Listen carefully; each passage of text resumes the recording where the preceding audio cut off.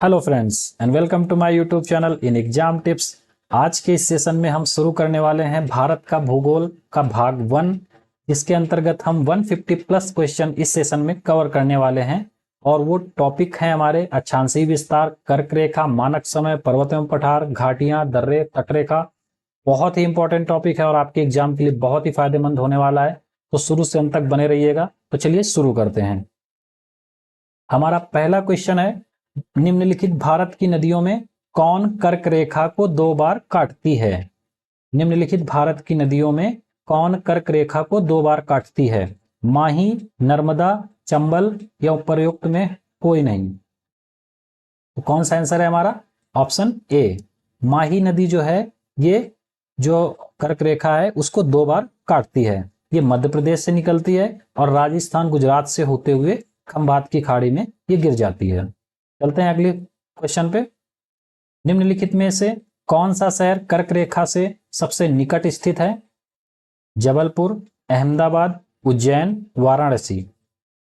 अगर आप मैप में देखेंगे तो सबसे हमारा जो नजदीक है वो है जबलपुर। चलते हैं अगले क्वेश्चन पे। जून माह में निम्न स्थानों पर दिन की अवधि अधिकतम होगी।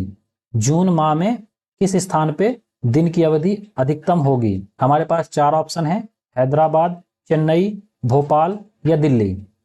ठीक है, तो इसका जो सही आंसर है वो है दिल्ली। सूर्य के भूमध्य रेखा के उत्तर में जाने के कारण उत्तरी गोलार्ध में दिनों की अवधि बढ़ती जाती है और 21 जून को सूर्य उत्तरायण स्थिति के सर्वोच्च बिंदु पर होता है। इस माह में कर्क रेखा से उत्तर जाने पर दिनों की अवधि बढ़ने लगती है। ठीक है, ये चीज आपको पता होनी चाहिए। ठीक है, चलते हैं अगली स्लाइड पे। अगला क्वेश्चन है हमारा, कौन सा महत्वपूर्ण अक्षांश भारत को 2 लगभग बराबर भागों में विभाजित करता है? कौन सा महत्वपूर्ण अक्षांश भारत को 2 लगभग बराबर भागों में विभाजित करता है? तो कौन सा अक्षांश है? वो है 23 डिग्री 30 मिनट उत्तरी अक्षांश, जो कि हमारी कर्क रेखा है। ठीक है, ये भारत को 2 बराबर भागों में विभाजित करता है। ठीक है, आप इस ग्लोब के माध्यम से समझ सकते हैं। चलते हैं अगली स्लाइड पे। कितने भारतीय प्रदेशों से होकर कर्क रेखा गुजरती है? कितने भारतीय प्रदेशों से होकर कर्क रेखा गुजरती है? आप चित्र में देख सकते हैं और काउंट भी कर सकते हैं कि कितने राज्यों से ये गुजर रही है। ठीक है, तो ये हमारे 8 राज्यों से गुजरती है। किससे? राजस्थान से, देख रहे हैं आप, गुजरात से, मध्य प्रदेश से, छत्तीसगढ़, झारखंड, पश्चिम बंगाल, मिजोरम और त्रिपुरा। टोटल कितने राज्य हो गए? 8 राज्यों से। कर्क रेखा भारत के कितने राज्यों से गुजरती है? 8 राज्यों से। अगली स्लाइड पे चलेंगे। गुजरात के सबसे पश्चिमी गांव और अरुणाचल प्रदेश के सबसे पूर्वी छोर पर स्थित वलांग के समय में कितने घंटे का अंतराल होगा? कितने घंटे का अंतर होगा?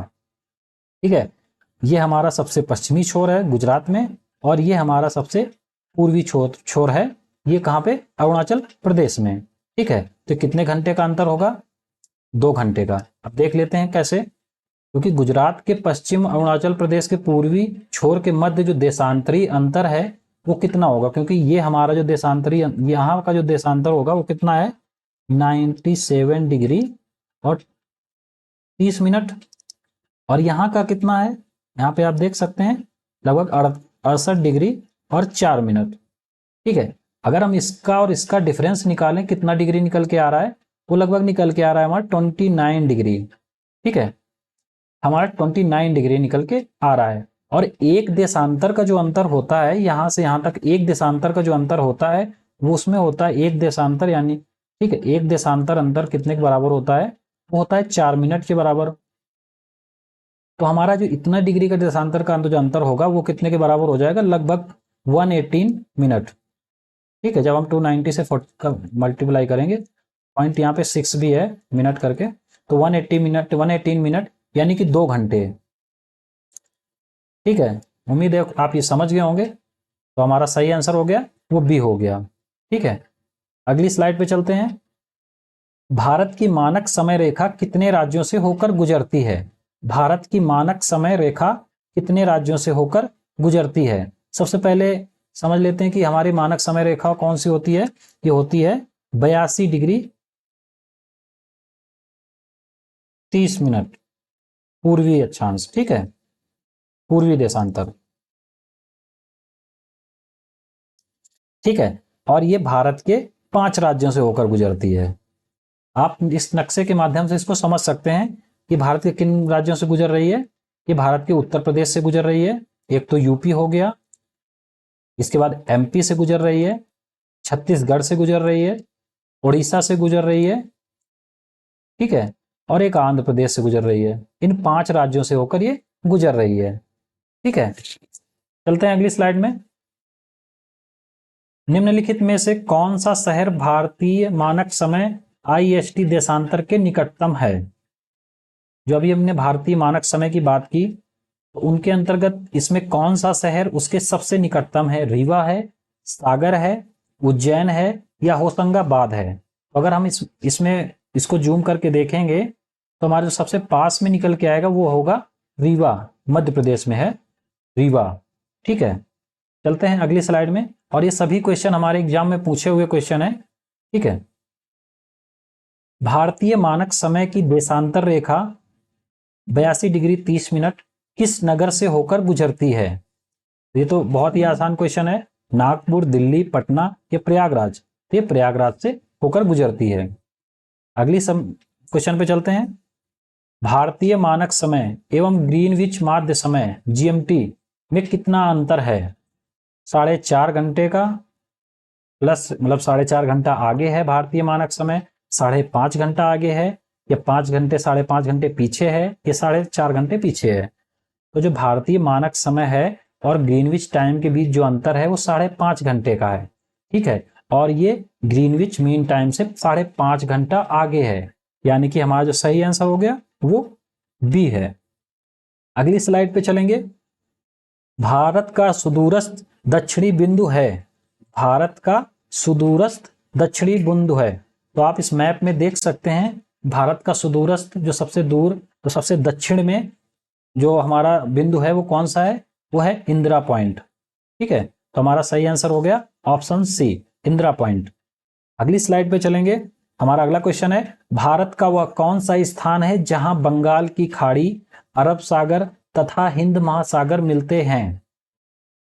हमारे पास 4 ऑप्शन दिए गए हैं, कन्याकुमारी, इंदिरा पॉइंट, नागरकोइल, रामेश्वरम। आप ऑप्शन ये और फिगर देख के आप यहाँ पे इसका आंसर दे सकते हैं। तो इसका हमारा जो सही आंसर होगा वो होगा कन्याकुमारी। कन्याकुमारी ऐसा जगह है जहां पे बंगाल की खाड़ी, अरब सागर और हिंद महासागर मिलते हैं। अगली स्लाइड पे चलेंगे।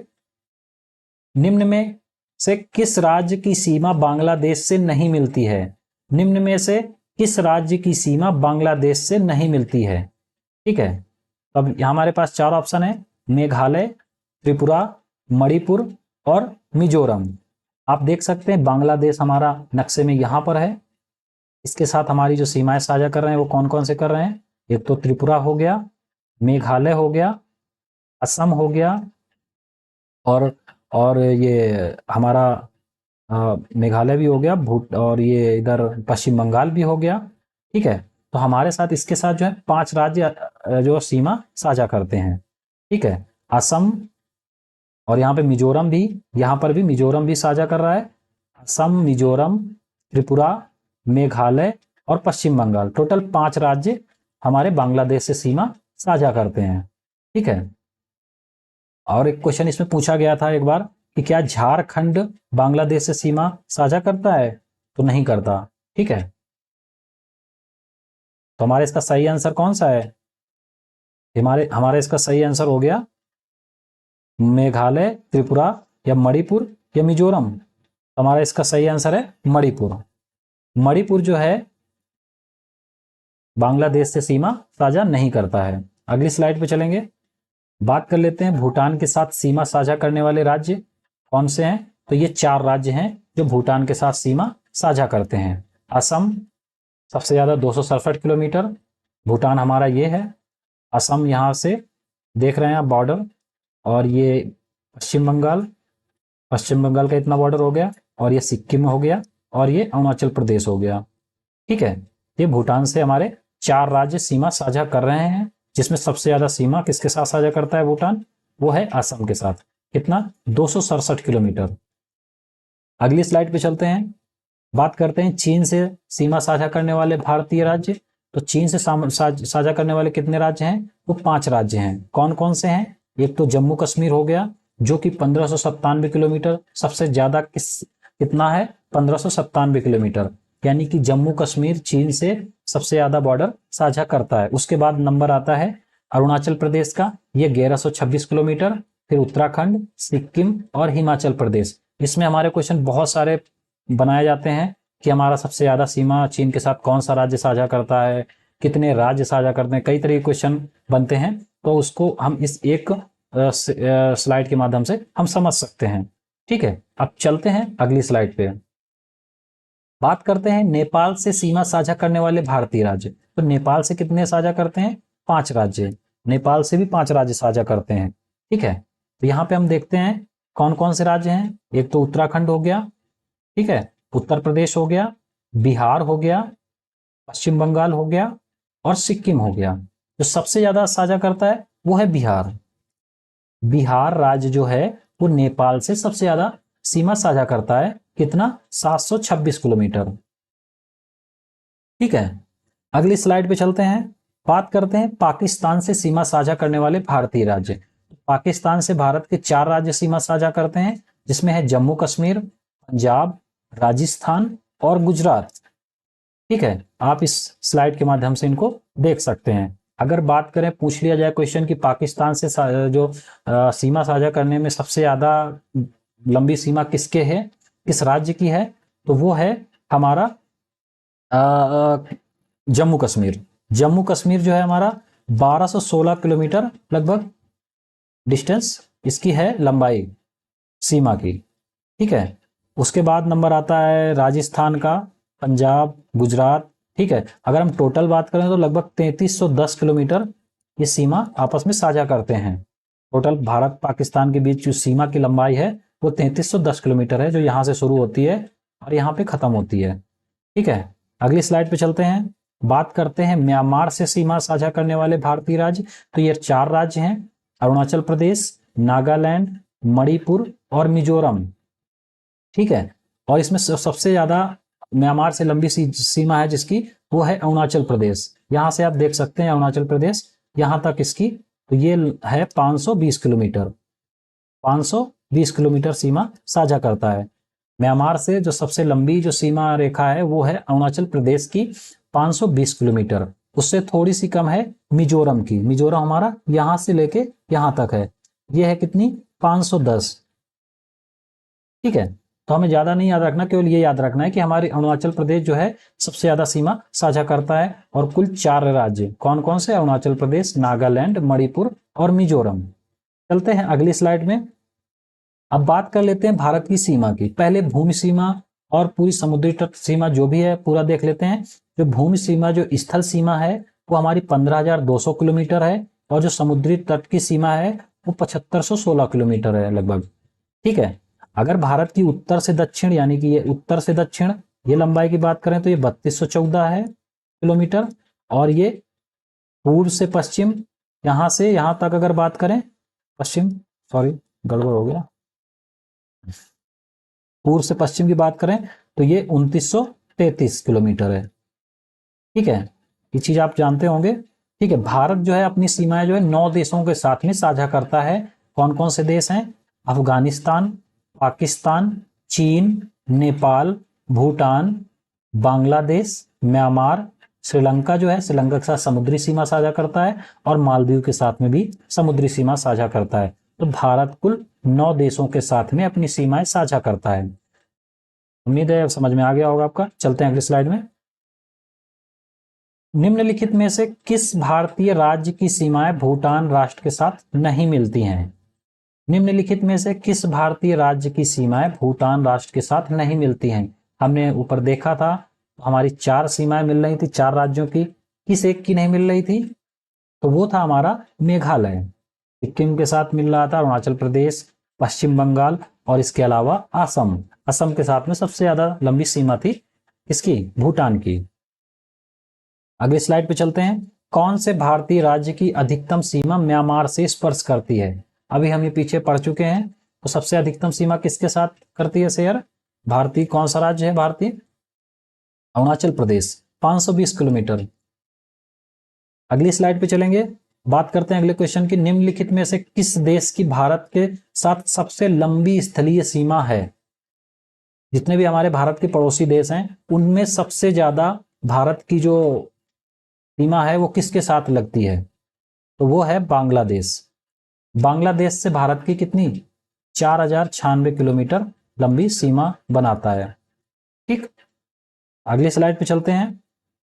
भारत तथा पाकिस्तान के बीच सीमा निर्धारित की गई थी डूरंड रेखा द्वारा, मैकमोहन रेखा द्वारा, मैगीनाथ रेखा द्वारा या रेड क्लिफ रेखा द्वारा?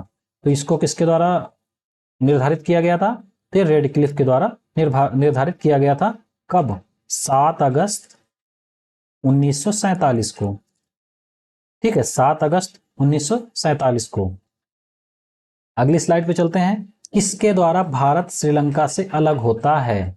आप इधर देख सकते हैं, किसके द्वारा भारत श्रीलंका से अलग होता है? स्वेज नहर, पाक जल डमरू मध्य, खंभात की खाड़ी या कच्छ की खाड़ी? तो हमारे पास आप इसको फिगर को देख के इसको सर्च कर सकते हैं कि किससे अलग होता है। तो आप यहाँ पे देख रहे होंगे पाक स्टेट। ठीक है, तो पाक जल डमरू मध्य से भारत अलग होता है किससे? श्रीलंका से। अगली स्लाइड पे चलते हैं, बात करते हैं अगले क्वेश्चन की। भारत के किस प्रदेश की सीमाएं 3 देशों क्रमशः नेपाल, भूटान एवं चीन से मिलती हैं? अभी हमने बात की पीछे सीमाओं के बारे में। तो हमारे पास ऑप्शन है अरुणाचल प्रदेश, मेघालय, पश्चिम बंगाल और सिक्किम। ऐसा कौन सा हमारे राज्य है, प्रदेश है, जिसकी सीमाएं 3 देशों से मिलती हैं? तो वो है हमारा सिक्किम। ठीक है, किससे किससे मिलती हैं? नेपाल से मिलती हैं, भूटान से मिलती हैं और चीन से मिलती हैं। अगली स्लाइड पे चलेंगे। हमारा अगला क्वेश्चन है, भारत के निम्नांकित राज्यों में से किसके 3 तरफ अंतरराष्ट्रीय सीमाएं हैं? किस राज्य की तरफ 3 तरफ अंतरराष्ट्रीय सीमाएं हैं? असम, त्रिपुरा, नागालैंड या पश्चिम बंगाल? सही आंसर होगा त्रिपुरा। त्रिपुरा हमारा ऐसा राज्य है जिसके 3 तरफ अंतरराष्ट्रीय सीमाएं हैं। किस देश की? वो बांग्लादेश। बांग्लादेश से 3 तरफ से घिरा हुआ है। ठीक है, आप नक्शे में भी देख सकते हैं इसे। अगली स्लाइड पे चलते हैं। भारत का अपने पड़ोसी देशों के मध्य अंतरराष्ट्रीय सीमा के विस्तार का आरोही क्रम है। आरोही क्रम मतलब कम से ज्यादा। ठीक है, तो सबसे कम किससे साथ साझा करता है? उससे ज्यादा हमें इस हिसाब से इसमें सीरियल इसका देखना है। तो हमारा ऑप्शन कौन सा सही होगा? सबसे पहले हम देख लेते हैं किसके साथ में सबसे ज्यादा साझा करता है। वो हमें पता है बांग्लादेश। हमारे पास 2 ऑप्शन बचे, बी और डी। बांग्लादेश, बांग्लादेश, बांग्लादेश। उसके बाद चीन। अब नेपाल और पाकिस्तान, नेपाल और पाकिस्तान। तो हमारा यहाँ पे सही आंसर है वो है बी, क्योंकि पाकिस्तान की जो सीमा है वो नेपाल से ज्यादा है। ठीक है, तो बांग्लादेश से हमारी कितनी थी? 4096 किलोमीटर। ठीक है, चीन की बात करें, चीन से हमारी है लगभग 3488 किलोमीटर। 3488 किलोमीटर। पाकिस्तान से हमारी है 3323 किलोमीटर के आसपास। ठीक है, नेपाल से 1751 किलोमीटर। ठीक है, ये थोड़ा सा आपको याद रखना है। ठीक है, तो इसका हमारा सही आंसर हो गया बी। अगली स्लाइड पे चलते हैं। निम्नलिखित में से कौन सी चट्टान प्रणाली भारत में नवीनतम है? कौन सी चट्टान प्रणाली भारत में नवीनतम है? विंध्यन, कुडप्पा, धारवाड़ या गोंडवाना? तो इसका हमारा सही आंसर है गोंडवाना। गोंडवाना चट्टानों में भारत का लगभग 98% कोयला भंडार है। ठीक है, लेकिन इसमें कार्बन की मात्रा बहुत कम है। गोंडवाना चट्टान प्रणाली को कोयला उत्पन्न करने वाली चट्टान भी कहा जाता है। अगली स्लाइड पे चलेंगे। हिमालय की रचना समांतर वलय श्रेणियों से हुई है, जिसमें से प्राचीनतम श्रेणी है शिवालिक श्रेणी, निम्न हिमालय, वृहत हिमालय श्रेणी, धौलाधार श्रेणी। ठीक है, तो हमारे पास 4 ऑप्शन दिए हुए हैं। तो इन श्रेणियों में कौन सी सबसे प्राचीनतम है? तो वह है हमारी वृहत हिमालय श्रेणी। वृहत हिमालय श्रेणी। ठीक है, अगली स्लाइड पे चलते हैं। उत्तर भारत में उप हिमालय क्षेत्र के सहारे फैले समतल मैदान को कहा जाता है? उत्तर भारत में उप हिमालय क्षेत्र के सहारे फैले समतल मैदान को कहा जाता है। तो हिमालय के साथ में लगा हुआ क्या है? भाबर। ठीक है, तो इसका सही आंसर हो गया हमारा भाबर।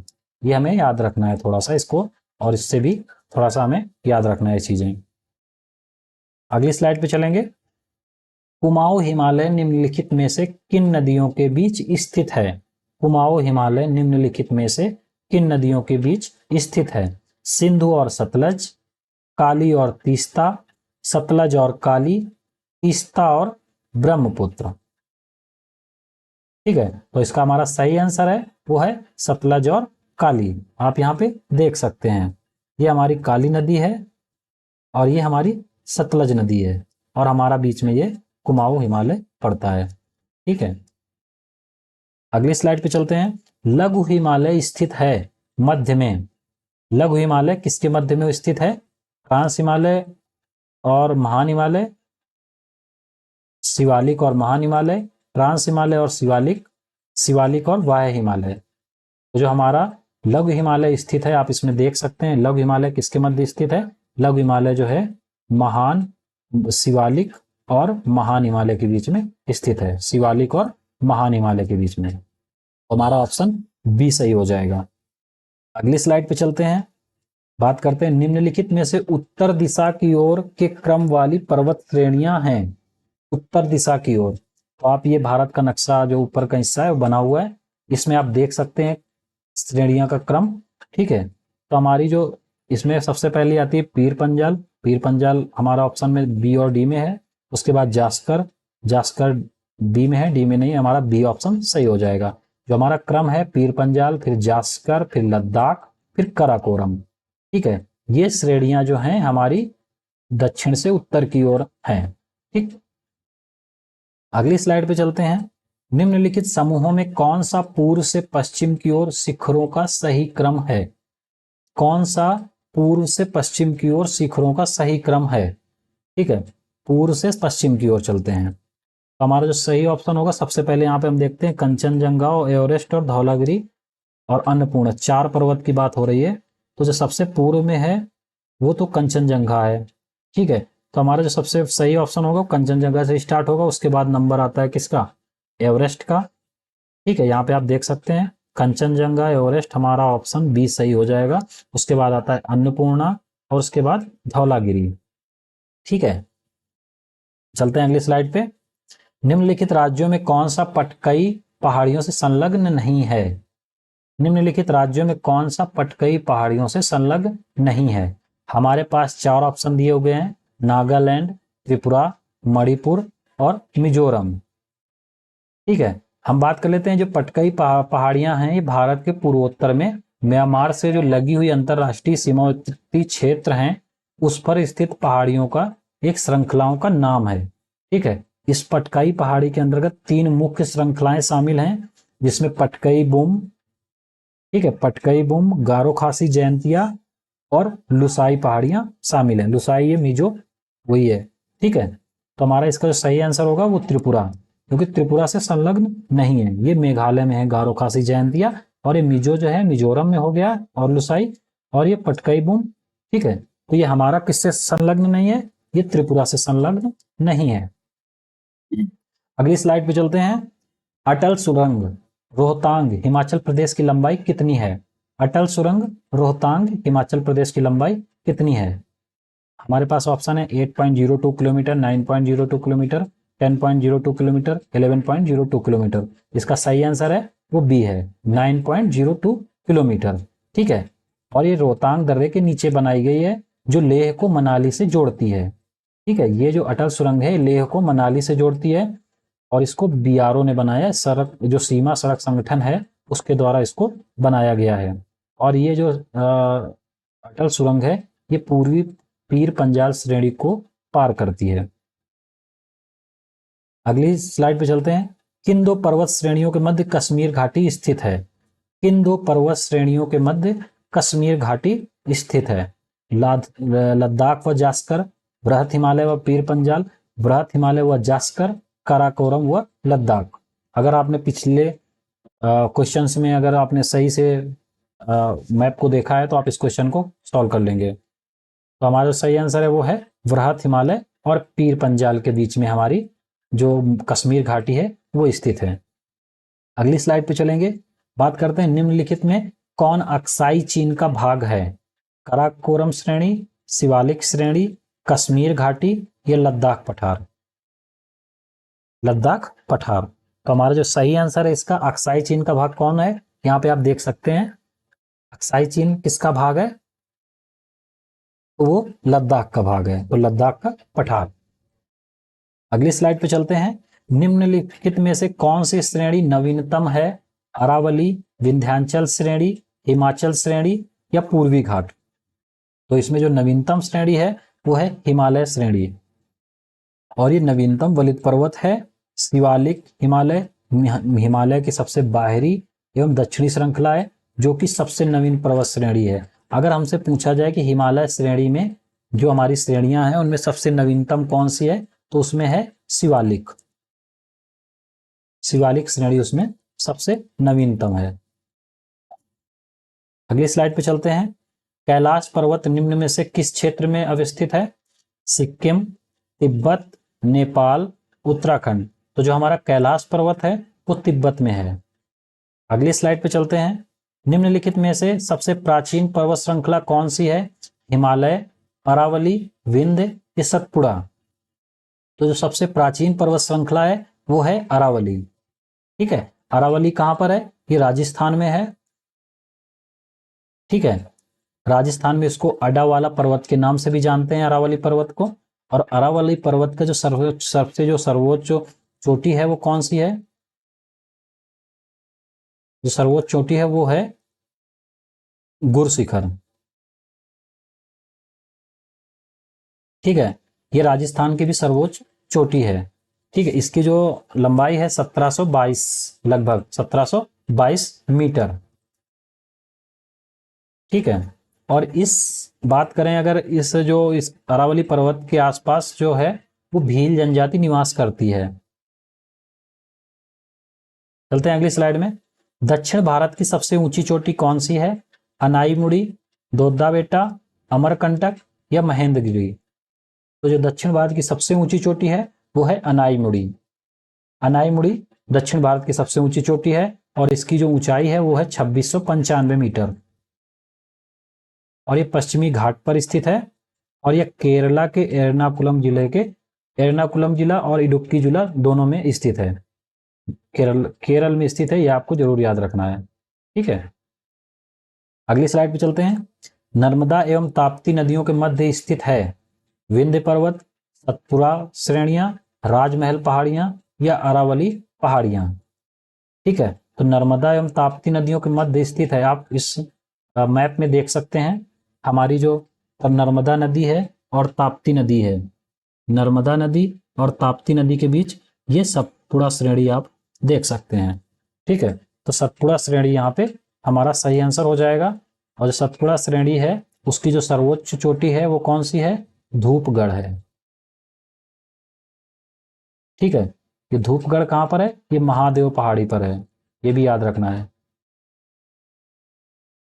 तो ये हमारा इसका आंसर सही हो गया बी। अगर हम बात करें सतपुड़ा रेंज के आगे ही एक और पहाड़ी होती है, मैकाल की पहाड़ी है। इसके जस्ट इसी की अगली सीरीज में मैकाल की पहाड़ी है। ठीक है, और ये जो पार्ट है मैकाल सतपुड़ा रेंज का ही पार्ट है, और उसकी जो सर्वोच्च पर्वत चोटी है अगर उसकी बात करें तो वो है अमरकंटक। अमरकंटक, मैकाल पर्वत की जो सर्वोच्च चोटी है वो है अमरकंटक, और ये नर्मदा नदी का उद्गम स्थल भी है। ये चीज याद रखनी है। अगली स्लाइड पे चलते हैं। निम्नलिखित में किस पहाड़ी पर पूर्वी घाट पश्चिमी घाट से मिलता है? निम्नलिखित किस पहाड़ी पर पूर्वी घाट और पश्चिमी घाट मिलता है? आप इस मैप को देख सकते हैं। पालनी पहाड़ी, अनाईमुड़ी पहाड़ी या नीलगिरी पहाड़ी या फिर सेवराय पहाड़ी? तो हमारी जो यहाँ पे नीलगिरी पहाड़ियां हैं वहां पर ये दोनों पूर्वी घाट और पश्चिमी घाट आपस में मिलते हैं। तो हमारा जो इसका सही आंसर है वो है नीलगिरी। और जो नीलगिरी जो पर्वत है उसकी जो सबसे ऊंची चोटी है वो है डोडा बेटा। ठीक है। और इसकी अगर ऊंचाई की बात करें तो ये है लगभग 2637 मीटर। तो नीलगिरी पर्वत की जो सबसे ऊंची चोटी है वो है डोडा बेटा। अगली स्लाइड पे चलते हैं। डोडा बेटा चोटी स्थित है, अभी हमने पढ़ लिया, नीलगिरी पहाड़ियों में। अगली स्लाइड पे चलते हैं। भारत की निम्नलिखित में से कौन सी पर्वत श्रेणी केवल एक ही राज्य में फैली हुई है? अरावली, सतपुड़ा, अजंता या सह्याद्री? तो जो हमारा इसका सही आंसर है वो होगा अजंता। अजंता कहां पर है? अजंता की गुफाएं ये हमारी महाराष्ट्र, ये केवल एक ही राज्य में फैली हुई है। अगली स्लाइड पे चलते हैं। महाराष्ट्र एवं कर्नाटक में पश्चिमी घाट को क्या कहा जाता है? महाराष्ट्र एवं कर्नाटक में पश्चिमी घाट को क्या कहा जाता है?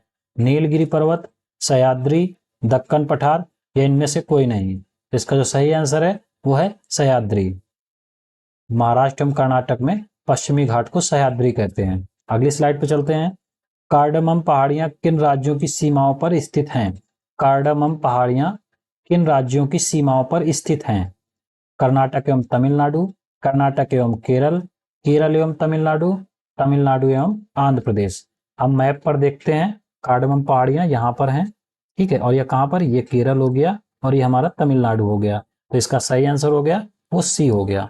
ये केरल और तमिलनाडु की सीमाओं पर स्थित हैं। अगला क्वेश्चन है, निम्नलिखित में से कौन सा युग्म सही सुमेलित नहीं है? गड़जाट पहाड़ियां उड़ीसा, मांडव पहाड़ियां महाराष्ट्र, नल्लामलाई पहाड़ियां आंध्र प्रदेश, सेवराय पहाड़ियां तमिलनाडु। ठीक है, तो हमारी जो गड़जात पहाड़ियां हैं ये उड़ीसा में है, ये बिल्कुल सही है। ठीक है, मांडव पहाड़ियां ये महाराष्ट्र में नहीं है, ये गुजरात में है, तो हमारा ये ऑप्शन गलत हो गया। नल्लामलाई पहाड़ियां ये आंध्र प्रदेश में है, सेवराय पहाड़ियां तमिलनाडु में है। चलते हैं अगली स्लाइड पे। इसको आप जूम करके जितनी भी हमारे इंपॉर्टेंट माउंटेन्स हैं उनको आप देख सकते हैं एक एक करके। ठीक है, चलते हैं अगली स्लाइड में। निम्नलिखित में से कौन सा युग्म सही सुमेलित नहीं है? निम्नलिखित में से कौन सा युग्म सही सुमेलित नहीं है? कार्डमम पहाड़ियां दक्षिण भारत, कैमूर पहाड़ियां कोंकण तट, महादेव पहाड़ियां मध्य भारत, मिकिर पहाड़ियां पूर्वोत्तर भारत। ठीक है, तो जो हमारी कार्डमम पहाड़ियां हैं वो दक्षिण भारत में है, अभी हमने पढ़ा था, ये तमिलनाडु और केरल में है। कैमूर पहाड़ियां जो हैं ये हमारी मध्य प्रदेश में है। ठीक है, मध्य प्रदेश में है, जबलपुर के पास, जबलपुर जिले में है। ठीक है, महादेव पहाड़ियां हैं वो मध्य भारत में आती हैं। ठीक है, मिकिर पहाड़ियां ये पूर्वोत्तर भारत में है, शायद अरुणाचल प्रदेश में। ठीक है, तो इसका हमारा सही ऑप्शन हो गया बी। बाकी सब मैच थे हमारे। कैमूर पहाड़ियां जो हैं वो जबलपुर में है। अगली श्रेणी है, अगली स्लाइड पे हम चलते हैं। धूपगढ़ चोटी किस स्थित धूपगढ़ चोटी स्थित है? सतपुड़ा रेंज में, मैकाल रेंज में, विंध्य रेंज में, इनमें से कोई नहीं? तो अभी हमने पिछले क्वेश्चंस में पढ़ा, ये सतपुड़ा रेंज में स्थित है। अगली स्लाइड पे चलते हैं। हमारा क्वेश्चन है, भारत की सर्वोच्च पर्वत चोटी कौन सी है? भारत की सर्वोच्च पर्वत चोटी कौन सी है? मकालू, कंचनजंगा, नंदा देवी या एवरेस्ट? ठीक है, तो इन क्वेश्चंस में भारत की जो सबसे ऊंची पर्वत चोटी है वो है कंचनजंगा। ये कहाँ पर स्थित है? ये सिक्किम में। ठीक है, सिक्किम के उत्तर भाग में और नेपाल और भारत की सीमा पर स्थित है। ठीक है, और ये दुनिया की तीसरी सबसे ऊंची चोटी है। ऊंचाई कितनी है इसकी? 8,586 किलोमीटर, एवरेस्ट से थोड़ा सा ही कम। अगली स्लाइड पे चलते हैं। गुरु शिखर पर्वत चोटी कौन से राज्य में अवस्थित है? गुरु शिखर, अभी हमने पीछे क्वेश्चन में पढ़ा, राजस्थान, गुजरात, मध्य प्रदेश, महाराष्ट्र। आपको याद होगा ये राजस्थान में है, और किसकी पर्वत चोटी है? ये अरावली की पर्वत चोटी है। ठीक है, चलते हैं अगली स्लाइड पे। सेवराय पहाड़ियां कहाँ स्थित हैं? आंध्र प्रदेश, कर्नाटक, केरल या तमिलनाडु? तो इसका सही आंसर है तमिलनाडु। अगली स्लाइड पे चलते हैं। पारसनाथ पहाड़ी की ऊंचाई कितनी है? पारसनाथ पहाड़ी की ऊंचाई कितनी है? ये क्वेश्चन भी पूछा गया है। 1600 metre, 1565 metre, 1365 metre, 1260 metre. 1365 metre इसका जो सही आंसर है, 1365 मीटर। और ये कहाँ, किस राज्य में स्थित है? ये झारखंड राज्य में स्थित है। ठीक है। और इसका जो नाम है वो जैन धर्म के 23वें तीर्थंकर पार्श्वनाथ की नाम पर रखा गया है। कुल्लू घाटी किन पर्वत श्रेणियों के बीच अवस्थित है? कुल्लू घाटी किन पर्वत श्रेणियों के बीच अवस्थित है? धौलाधार तथा पीर पंजाल, रणज्योति तथा नागटिब्बा, लद्दाख तथा पीर पंजाल, मध्य हिमालय तथा शिवालिक। ठीक है, तो जो हमारी कुल्लू घाटी है वो धौलाधार और पीर पंजाल के मध्य स्थित है।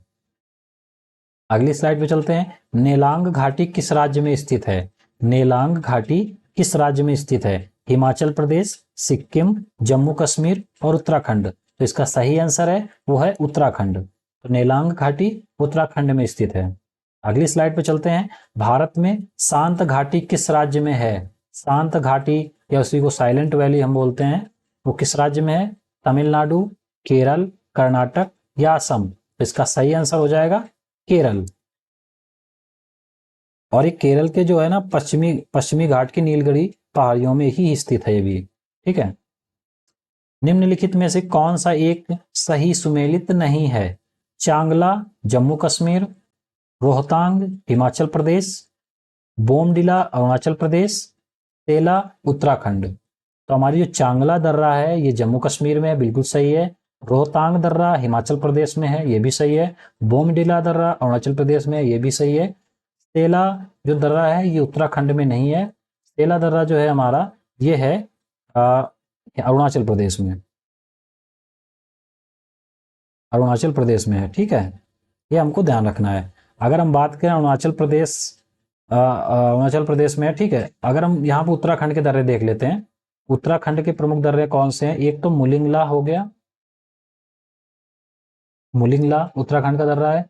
माना है, नीति, लिपुलेख।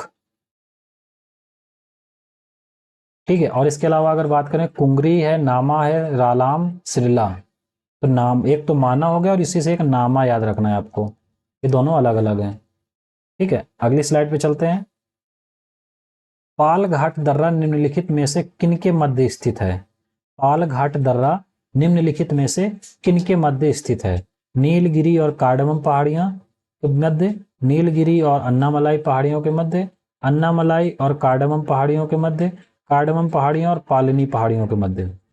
ठीक है, तो नीलगिरी और अन्नामलाई पहाड़ियों के मध्य ये स्थित है पालघाट दर्रा। और ये कहां पर? केरल में, केरल में है ये दर्रा। ठीक है, अगली स्लाइड पे चलते हैं। निम्नलिखित युग्मों से किसका सुमेल नहीं है?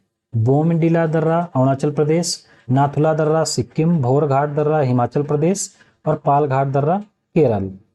ठीक है, तो हमारा जो पालघाट दर्रा है केरल में, अभी पढ़ चुके हम, सही है। भोरघाट दर्रा जो हमारा है ये हिमाचल प्रदेश में नहीं है। कहां पर है? ये है हमारा महाराष्ट्र में। ठीक है, नाथुला दर्रा सिक्किम में, ये भी सही है। बोमडिला दर्रा अरुणाचल प्रदेश में है। तो भोरघाट दर्रा वो हमारा महाराष्ट्र में है। ठीक है, अगर हम हिमाचल प्रदेश के दर्रे की बात करें, एचपी के दर्रे की बात करें, तो वहां पे सिपकीला है, ये हमें याद रखना है। और इसके अलावा रोहतांग और क्या, बड़ा लाचा बोलते हैं।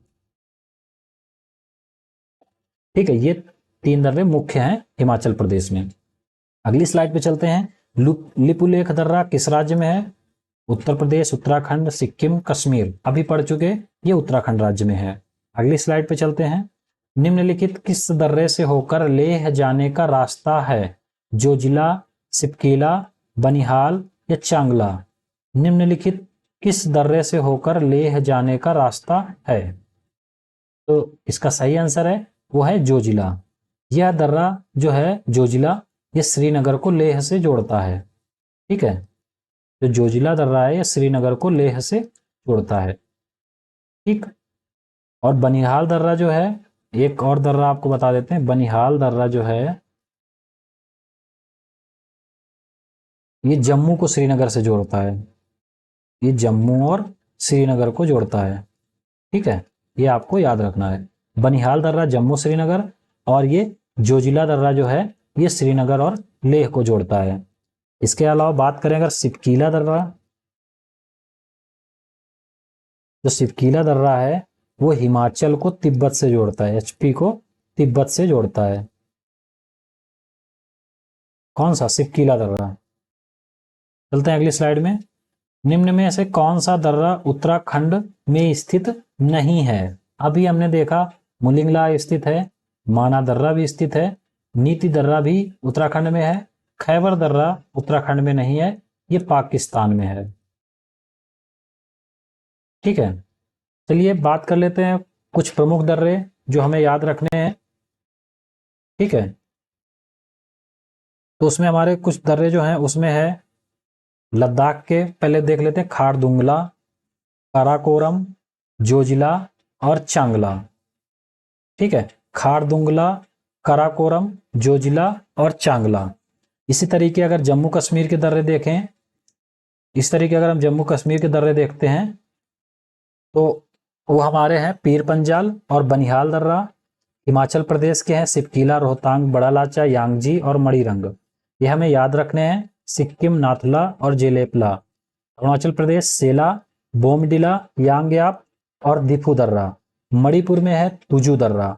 ये कुछ अति महत्वपूर्ण दर्रे हैं जिनको हमें हमेशा याद रखना है। अगली स्लाइड पे चलते हैं। सियाचिन हिमनद कहाँ स्थित है?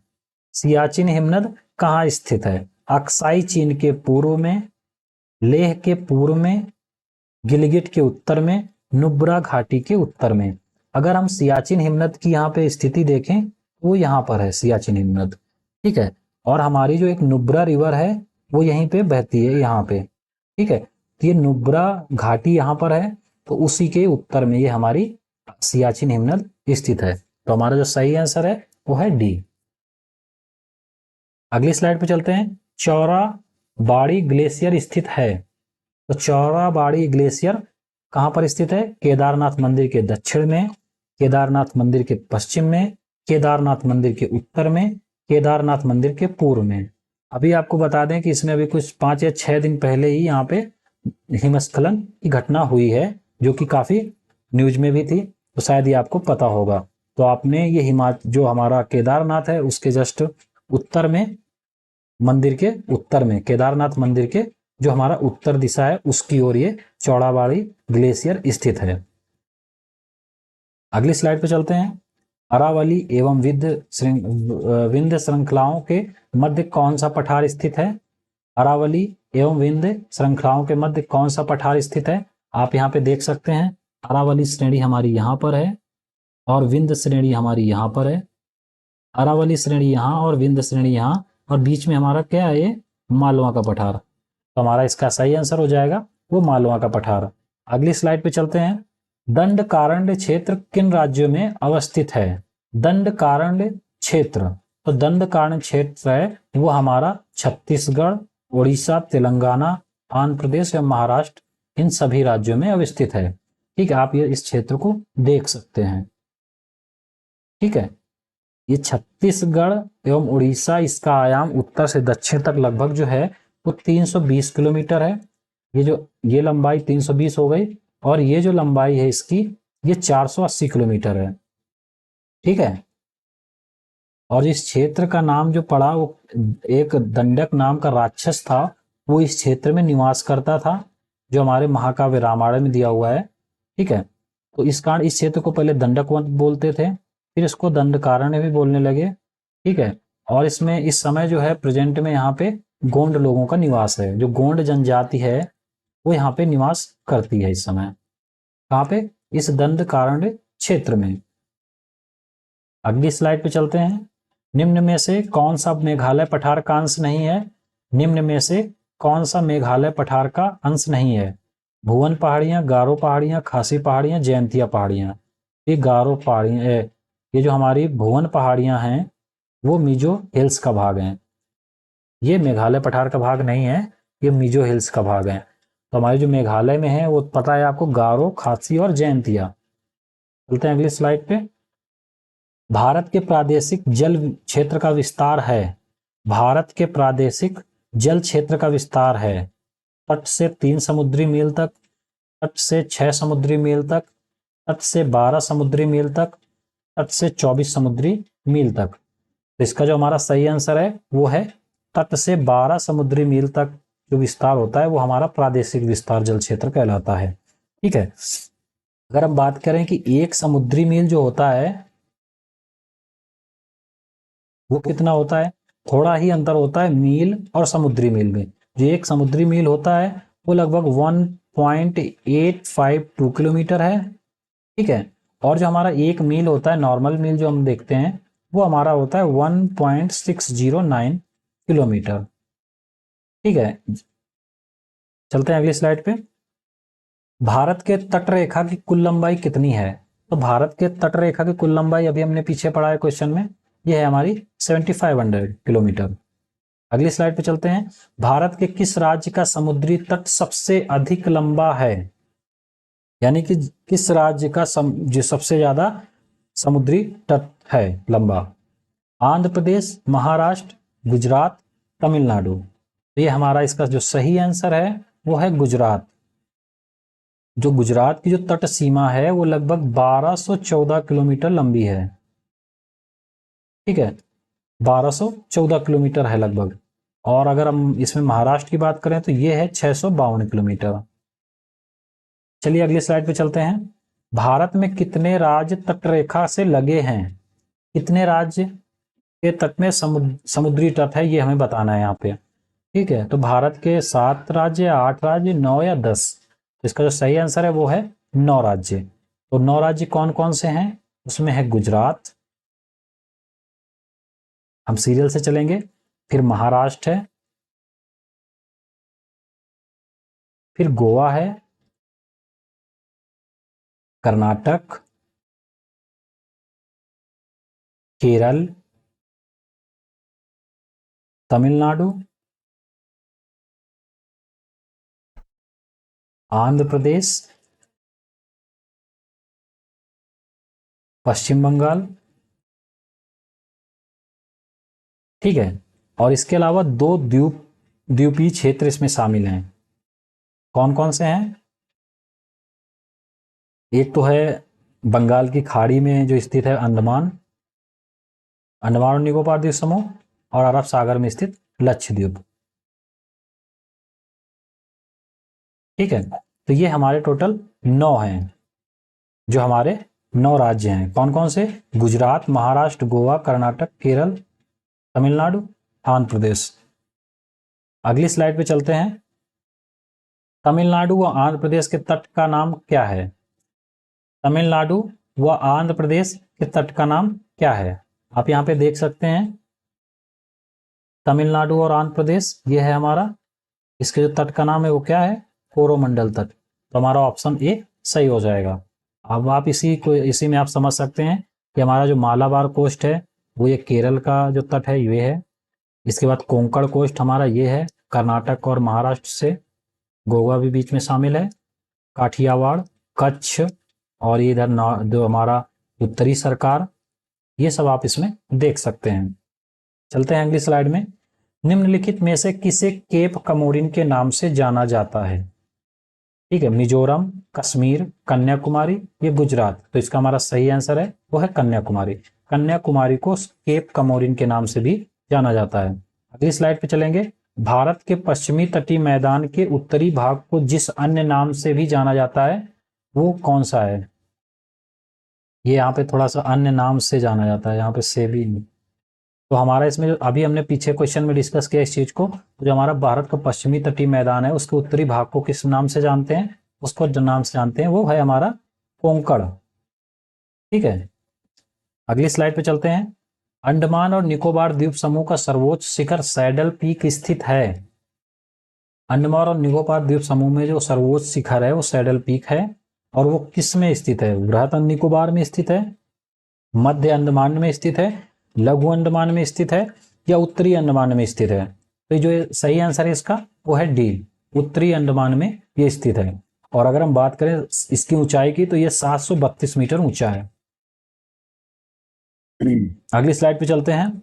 10 डिग्री चैनल पृथक करता है।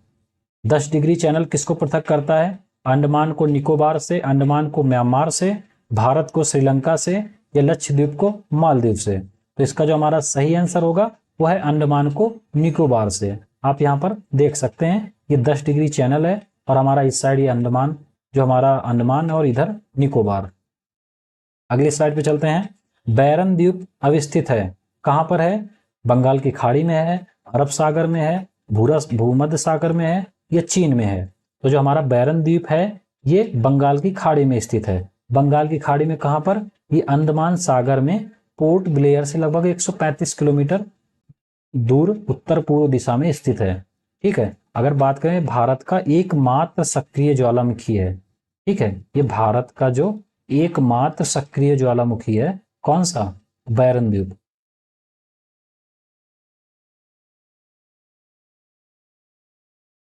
ठीक है, चलते हैं अगली स्लाइड पे।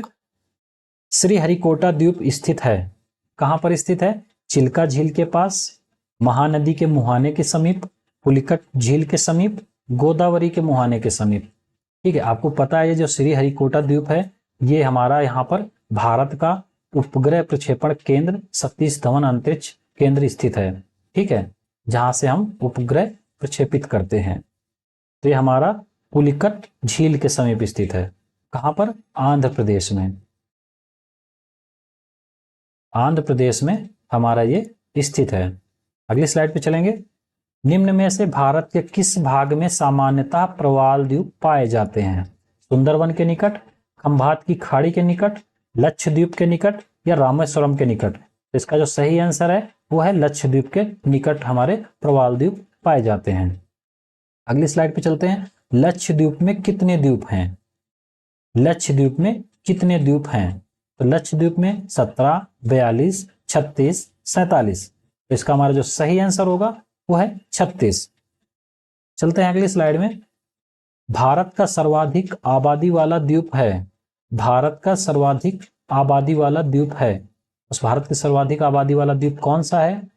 वो है माजुली, अंडमान, लक्षद्वीप या सालसेट? तो इसका जो सही आंसर है वो सालसेट। सालसेट में सबसे ज्यादा आबादी निवास करती है क्योंकि सालसेट पर ही मुंबई शहर हमारा स्थित है। ठीक है, ये आपको याद रखना है। अगली स्लाइड पे चलते हैं। कोरी क्रीक निवेशिका स्थित है, ये कहां पर स्थित है? कोरी क्रीक निवेशिका कहां पर स्थित है? कच्छ की खाड़ी में, खंभात की खाड़ी में, कच्छ के लिटिल रन में या कच्छ के रन में? तो हमारा जो कोरी क्रीक निवेशिका स्थित है वो कच्छ के रन में स्थित है और ये जो एक है एक दलदली भूमि है। ठीक है, भारत पाकिस्तान के बीच का सीमा रेखा का निर्धारण भी ये करती है और विवाद का भी विषय बना हुआ है। सर क्रीक विवाद किन दो देशों के मध्य है? अभी हमने पीछे पढ़ा, उसी से रिलेटेड है ये भी। तो भारत और पाकिस्तान के मध्य विवाद का विषय बना हुआ है। अगली स्लाइड पे चलते हैं। भारत के समस्त राज्यों में क्षेत्रफल के अनुसार उत्तर प्रदेश का क्या स्थान है? भारत के समस्त राज्यों में क्षेत्रफल के अनुसार उत्तर प्रदेश का क्या स्थान है? पहला, दूसरा, तीसरा या चौथा? तो जो उत्तर प्रदेश का स्थान है वो है चौथा स्थान। ठीक है, अगर उत्तर प्रदेश का जो क्षेत्रफल की बात करें तो वो है 2,40,928 वर्ग किलोमीटर। ठीक है, ये भारत का उत्तर प्रदेश का क्षेत्रफल है। अगर पहले स्थान पे बात करें तो पहले स्थान पे जो है वो है राजस्थान। सेकंड पे है क्षेत्रफल के अनुसार अगर हम देखते हैं तो मध्य प्रदेश, और थर्ड पे है महाराष्ट्र। ठीक है, तो हमारा जो यूपी है, जो उत्तर प्रदेश है, वो चौथे स्थान पर है क्षेत्र की दृष्टि से। अगली स्लाइड पे चलते हैं। असम की सीमा कितने भारतीय राज्यों से लगती है? असम की सीमा कितने भारतीय राज्यों से लगती है? आप इस नक्शे में देख सकते हैं असम की सीमा कितने भारतीय राज्यों से लग रही है।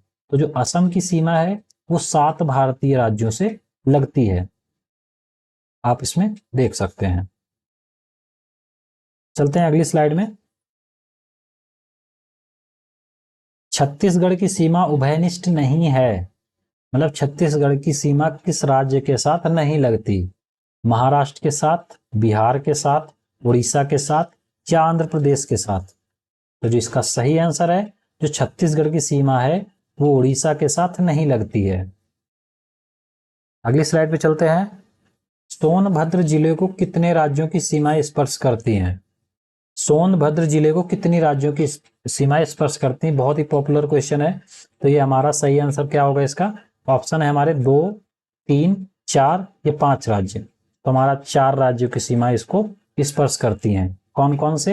एक तो छत्तीसगढ़ हो गया, सीजी, बिहार हो गया, ठीक है, मध्य प्रदेश हो गया और झारखंड हो गया। ठीक है, ये हमारे 4 राज्य हैं, छत्तीसगढ़, बिहार, मध्य प्रदेश और झारखंड, जिनसे सोनभद्र की सीमाएं मिलती हैं। अगली स्लाइड पे चलते हैं। हमारा क्वेश्चन है, हिमालय के हिमनदों के पिघलने की गति सबसे कम है, सबसे अधिक है? विश्व भारत में, यहाँ पे क्वेश्चन है पूरा, भारत में हिमालय के हिमनदों के पिघलने की गति क्या है? सबसे कम है, सबसे अधिक है, विश्व के अन्य भागों के हिमनदों के समान है, ये डेटा उपलब्ध नहीं है। तो जो हिमालय है उसके हिमनदों की पिघलने की जो गति है वो सबसे अधिक है। ठीक है, तो ये हमारा आज के सेशन का लास्ट क्वेश्चन था। और आपको सेशन कैसा लगा जरूर बताइएगा। इसमें हमने ओवरऑल अगर देखा जाए तो 150 प्लस क्वेश्चंस को कवर किया है।